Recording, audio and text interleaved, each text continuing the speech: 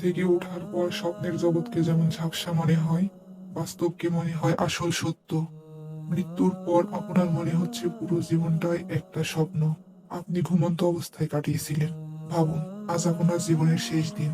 আপনার নিঃশ্বাস ধীরে ধীরে কমে আসছে। পরিবারের মানুষগুলো আপনাকে ঘিরে দাঁড়িয়ে আছে। মা কাঁদছে, বাবা চুপচাপ চোখ মুছছে। আপনার আদরের সন্তান আপনার আশেপাশে ঘুরছে, কান্না করছে।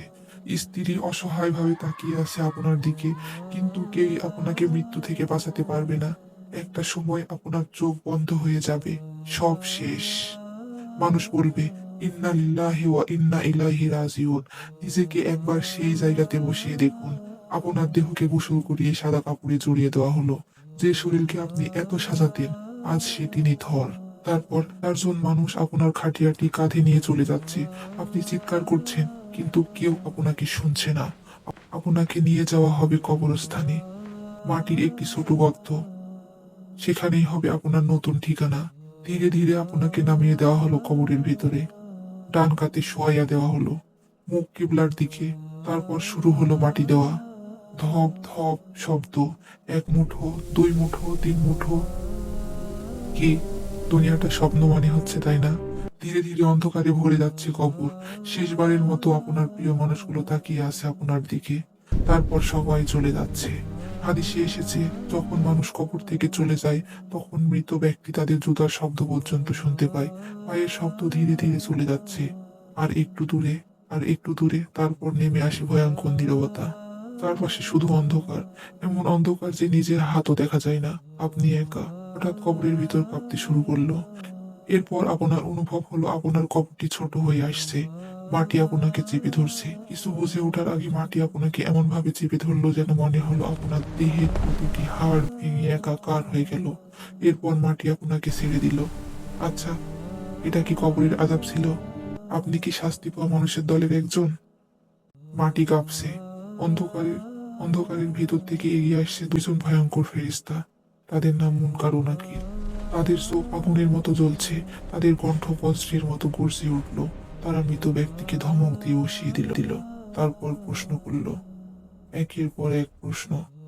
প্রথম প্রশ্ন করা হবে, তোমার রব কে? যদি সে সঠিক উত্তর দিতে না পারে, তখন শুরু হবে কবরের ভয়ঙ্কর আযাব।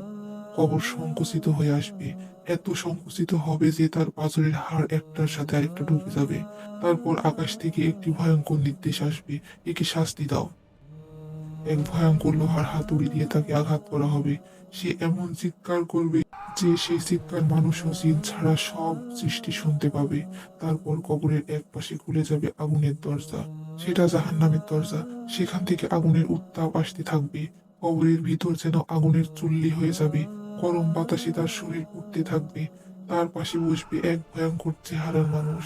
মুখ কালো, চোখে আগুন, শরীর থেকে দুর্গন্ধ বের হচ্ছে। সে বলবে, হে মানব, আমি তোমার খারাপ আমল। তখন মৃত ব্যক্তি কাঁদতে কাঁদতে বলবে, হে আল্লাহ, আমাকে আবার দুনিয়াতে পাঠাও। আমি নামাজ পড়বো, আমি পাপ কাজ ছেড়ে দেব।